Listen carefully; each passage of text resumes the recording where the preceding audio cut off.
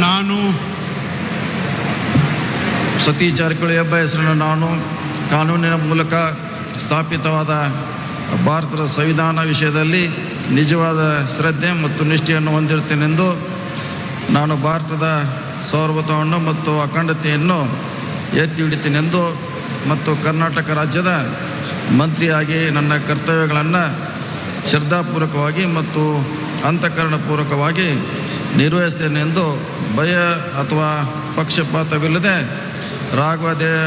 ರಾಗದ್ವೇಷ ಇಲ್ಲದೆ ಎಲ್ಲ ಬಗೆಯ ಜನರಿಗೆ ಸಂವಿಧಾನಕ್ಕೆ ಮತ್ತು ಕಾನೂನಿಗೆ ಅನುಸಾರವಾಗಿ ನ್ಯಾಯವಾದವನ್ನು ಮಾಡುತ್ತೇನೆ ಎಂದು ಶ್ರದ್ಧಾಪೂರ್ವಕವಾಗಿ ಪ್ರತಿಜ್ಞೆ ಮಾಡುತ್ತೇನೆ.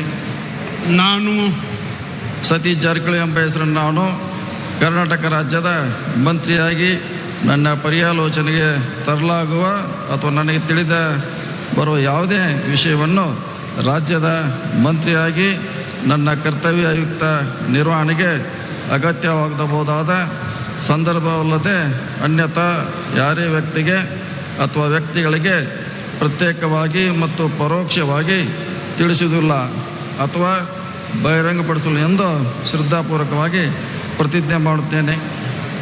ಧನ್ಯವಾದಗಳು ಸರ್. ಮಾನ್ಯ ಸಚಿವರು ಈಗ ಪ್ರಮಾಣ ವಚನಕ್ಕೆ ಸಹಿ ಮಾಡಲಿದ್ದಾರೆ.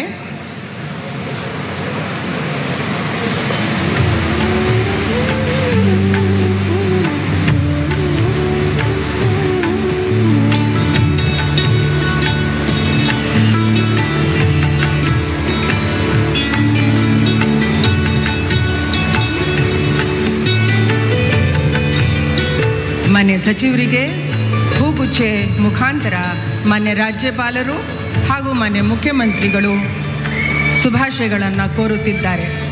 ಅಭಿನಂದನ್, ಸ್ವಾಗತ.